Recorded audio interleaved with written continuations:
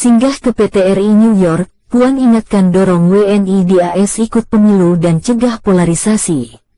Ketua DPR RI Puan Maharani berkunjung ke kantor Perutusan Tetap Republik Indonesia untuk Perserikatan Bangsa-Bangsa PBB di New York, Amerika Serikat. Ada sejumlah pesan yang disampaikan oleh Puan, termasuk upaya pencegahan polarisasi di tahun politik jelang pemilu 2024. Kedatangan Puan ke PT RI PBB merupakan undangan dari Wakil Tetap RI Watapri untuk PBB di New York atau Dubes RI untuk PBB, Armanata Kristiawan Nasir, Senin tanggal 13 Februari tahun 2023 waktu setempat. Pertemuan yang dibalut dalam jamuan makan siang itu juga dihadiri oleh Duta Besar RI untuk Amerika Serikat, Rosan Ruslan dan Konsul Jenderal Republik Indonesia Konjen RI New York, Winanto Adi. Puan datang ke PT RI New York di sela-sela menghadiri perhelatan annual Parliamentary Hearing at the United Nations di markas PBB, New York, yang bertemakan tentang pengelolaan air yaitu, Water for People and the Planet, Stop the Waste, Change the Game, and Invest for Future. Ia didampingi oleh anggota DPR RI, Charles Honoris dan Irene Yusiana Roba Putri. Kepada jajaran staf PT RI New York, Puan mengucapkan terima kasih karena telah memberi dukungan atas kunjungan kerja DPR RI ke PBB. Ia juga mengaku senang dapat bertemu dengan para staf PT RI New York sekaligus berdiskusi bersama mengingat saat ini dunia tengah berada dalam era saling ketergantungan interdependent world dan era real time. Karenanya perwakilan RI di luar negeri harus lebih jeli melihat kebijakan ataupun kejadian yang berdampak bagi Indonesia. Di sisi lain, juga perlu lebih jeli melihat peluang yang ada, kata Puan. Menurutnya, laporan dari perwakilan bukan saja tentang apa yang terjadi, factual report is not enough, seperti yang sudah diberitakan oleh media internasional. Namun juga, kata Puan, perlu dilihat bagaimana dampaknya bagi Indonesia dan peluang apa yang ditimbulkan. Krisis silih berganti yang sudah menjadi bagian new normal. Karenanya perwakilan RI perlu lebih antisipatif mencermati kemungkinan terjadinya krisis global ataupun regional, karena suatu kejadian di negara perwakilan. Jangan sampai kita telat mengantisipasi terjadinya suatu krisis, tuturnya. Puan menambahkan, perwakilan Indonesia di Amerika Serikat AS dan PT RI New York perlu berkontribusi membangun jembatan, bridge building, memobilisasi kerjasama global dan membangun saling kepercayaan. Apalagi kini dunia tengah terbelah fragmented world karena persaingan kekuatan besar.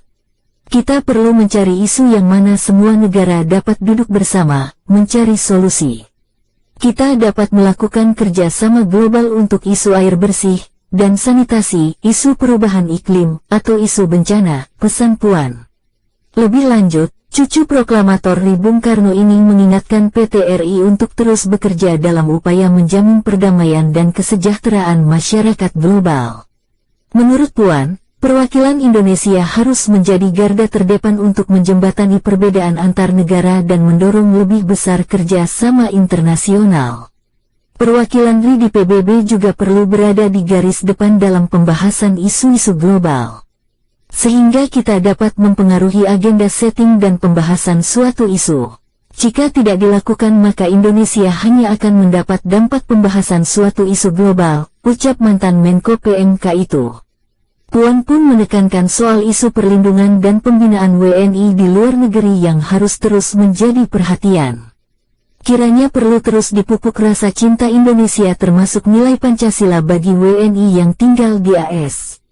Dan perwakilan RI perlu melanjutkan upaya perlindungan WNI yang telah semakin baik saat ini, tegas Puan.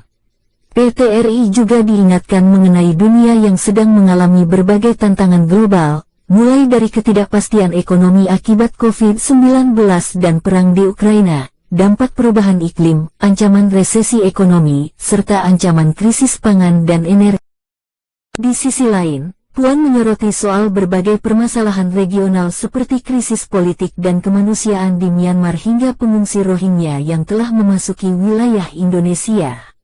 Dalam menghadapi tantangan tersebut, Indonesia tentu terus meningkatkan perannya dalam menciptakan perdamaian dunia sesuai dengan amanat Undang-Undang Dasar Negara Kesatuan Republik Indonesia, papar peraih 2 gelar doktor honoris causa itu.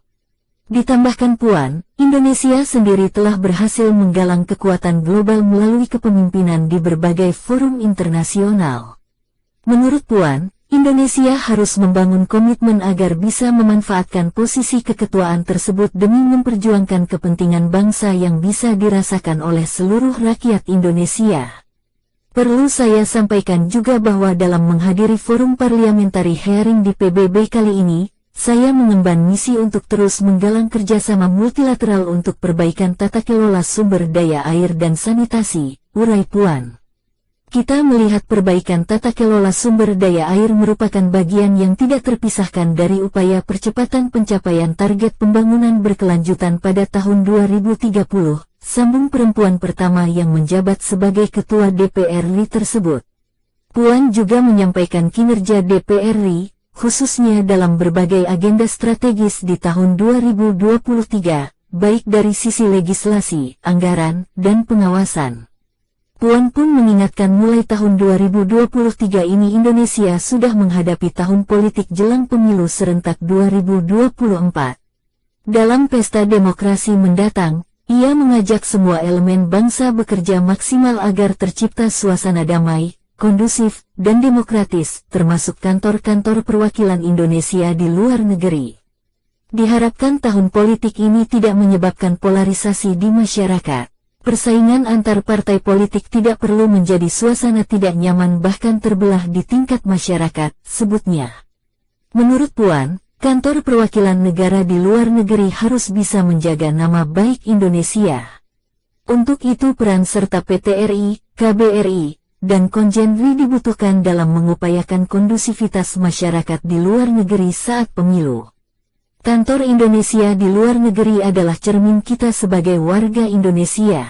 Jangan sampai kita sudah adem ayem kayak gini, hanya karena ada masalah perbedaan yang harusnya cuma bisa terjadi di bilik pencoblosan, jadi timbul permasalahan.